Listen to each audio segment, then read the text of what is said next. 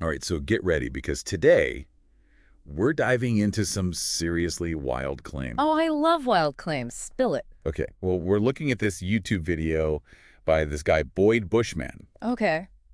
And get this, he claims to be like a senior scientist hmm with all this inside knowledge about Area 51. Ooh, Area 51, juicy. Right. Now, we can't like verify his story or anything, Right. but wow, the level of detail he gives about alien encounters and like their tech, Yeah. it's just too fascinating to ignore. It's pretty mind-blowing, right? Like, Bushman doesn't hold back at all. No, not at all. He goes all in describing the aliens themselves, their technology, even the layout of Area 51. It's crazy. It really makes you wonder, like, where's this level of certainty coming from? I know. It's like right off the bat, he's like, hey, I've worked on tons of patents. Mm. I have a top secret clearance. Wow. He even says he gets intel from someone high up in a program started by that famous physicist, Dr. Teller. Okay, so that's, like, a classic appeal to authority, right? So- Which, hey, it's not necessarily a bad thing. Right. But when you're dealing with claims this extraordinary, you got to be careful, you know? We need to look past the credentials and really scrutinize the evidence itself. Definitely. Right. Okay, so let's get into the specifics. Bushman, he shows us these photographs, right? Okay. Taken by this guy named Scott Faria, and he claims they show, wait for it, 5 UFOs. 5. 5 UFOs over Tucson, Arizona. No way. And the thing is, we hear from Faria in the video too, and he seems genuinely perplexed. Really? Yeah, like he's totally bewildered by what he captured. Now, of course, photographs can be tricky, right? Oh, yeah, for sure. It's so easy to mistake things like lens flares or even birds for something extraterrestrial. Exactly. And unfortunately, with UFO photos, it's almost impossible to rule out hoaxes. I know, it's so frustrating. Without like a really thorough analysis, Yeah. it's hard to know for sure. True.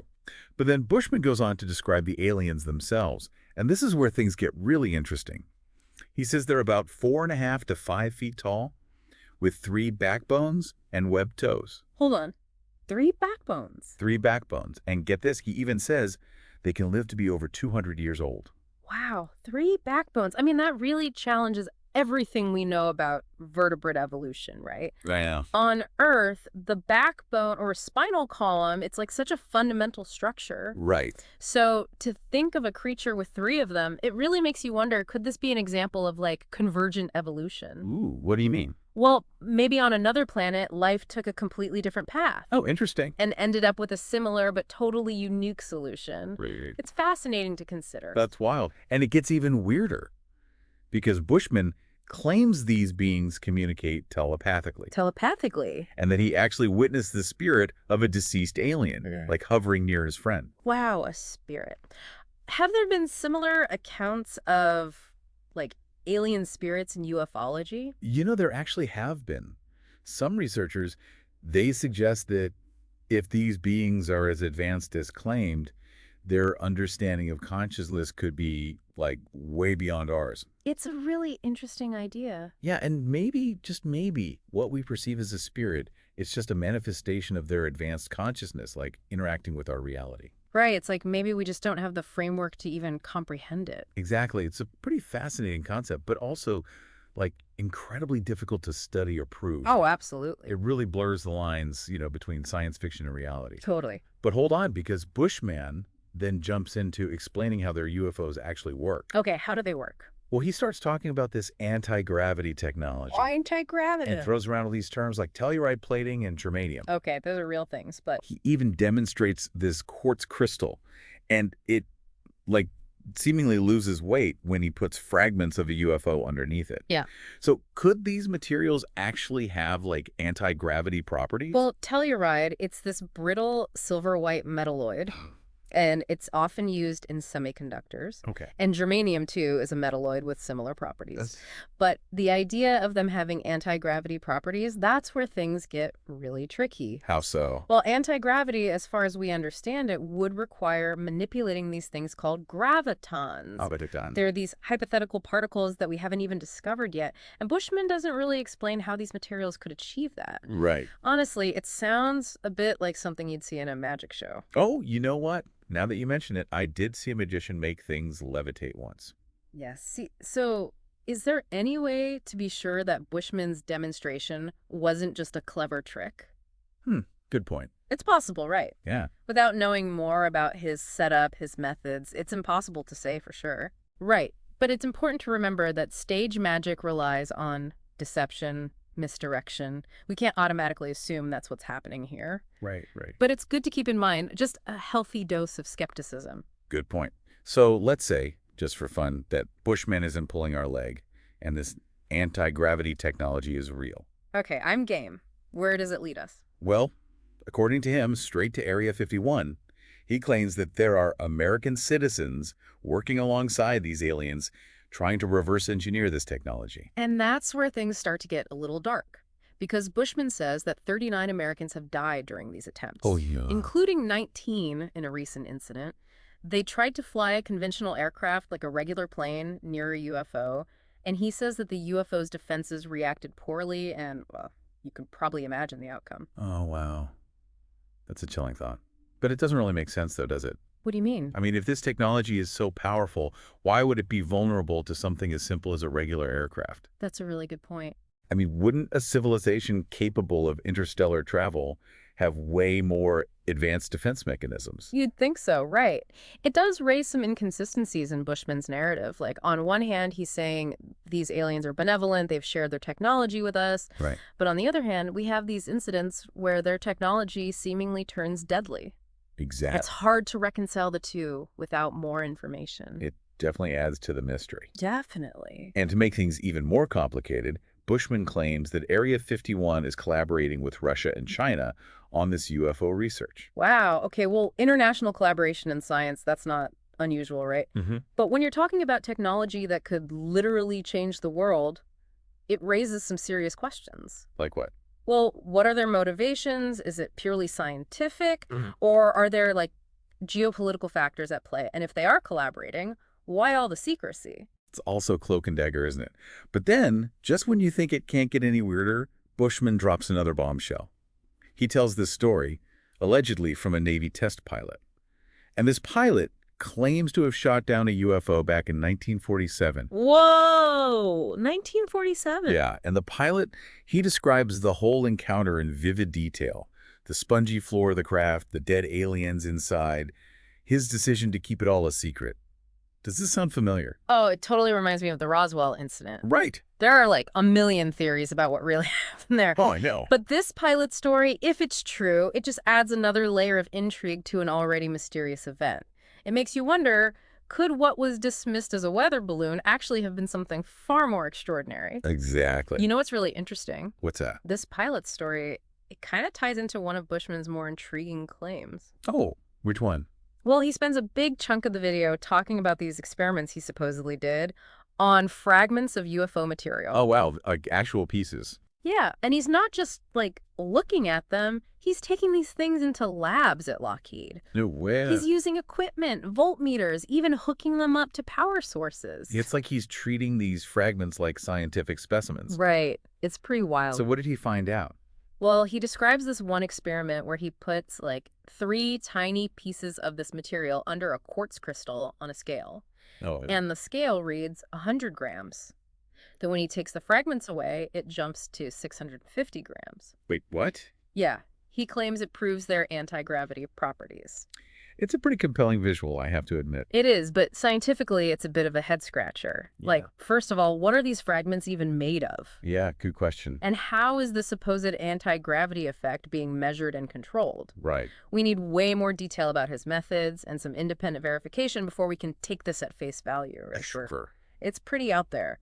He also mentions getting readings of over 200 volts from a single piece of this material. Yeah, he even claims he powered an entire lab for 6 months using a similar setup. Okay, that sounds a little too good to be true, don't you think? It does, a little bit, yeah. I mean, if Bushman is being truthful, we're talking about technology that completely changes our understanding of physics. Right, it totally revolutionizes it. We're talking about energy generation and propulsion that we haven't even begun to comprehend. It's mind-blowing. Okay, so let's talk about the alien tech itself. What do these UFOs actually look like?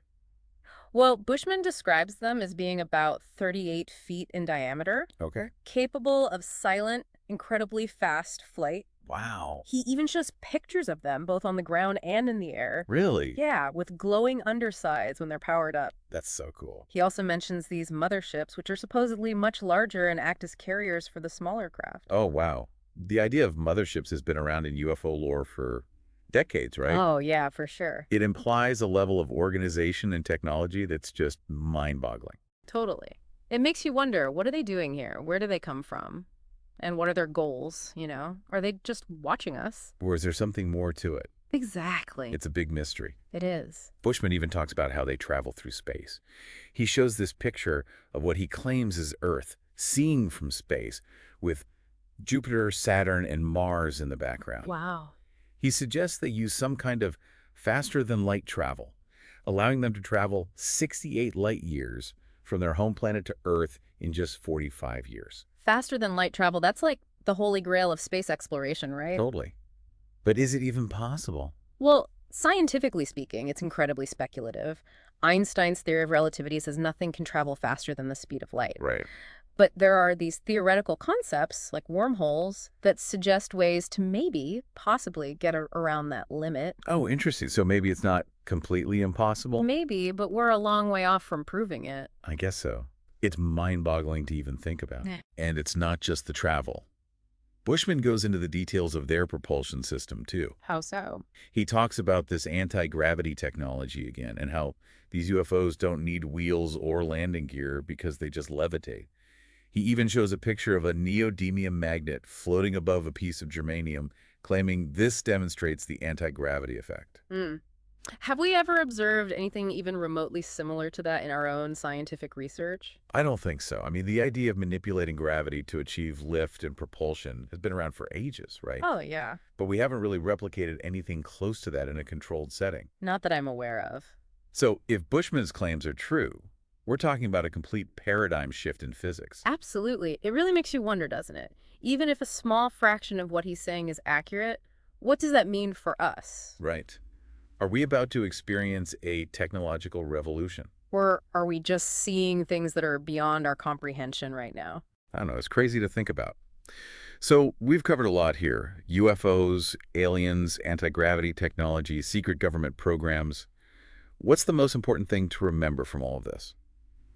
I think it's discernment. We live in a world where information, real or fake, is everywhere. It's hard to know what to believe. Exactly. So it's crucial to think critically, question everything, and evaluate the evidence carefully. Bushman's story is definitely captivating, but we can't definitively prove or disprove his claims.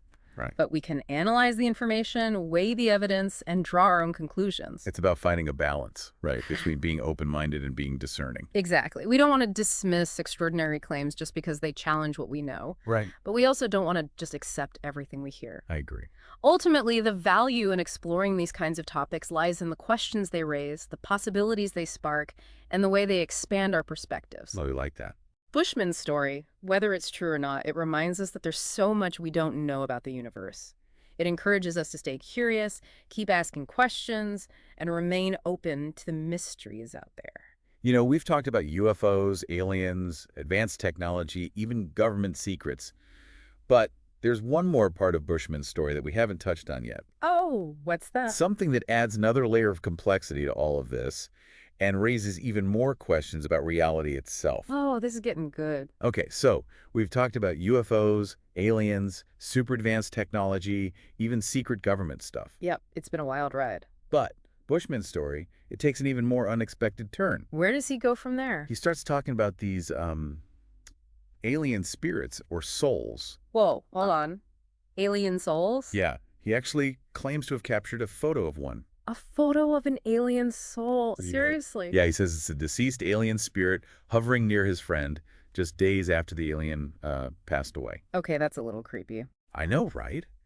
And he even compares it to some human beliefs that spirits kind of linger near their bodies after death. Interesting. It's so strange to hear him talk about this seemingly paranormal thing in the same way he talks about anti-gravity or UFOs. It's like it's all just science to him. Exactly. Yeah. It makes you wonder, is our understanding of paranormal just limited by our current scientific knowledge? Right. Like maybe what we think is paranormal is actually just a higher level of consciousness or energy that we can't measure or understand yet. Maybe.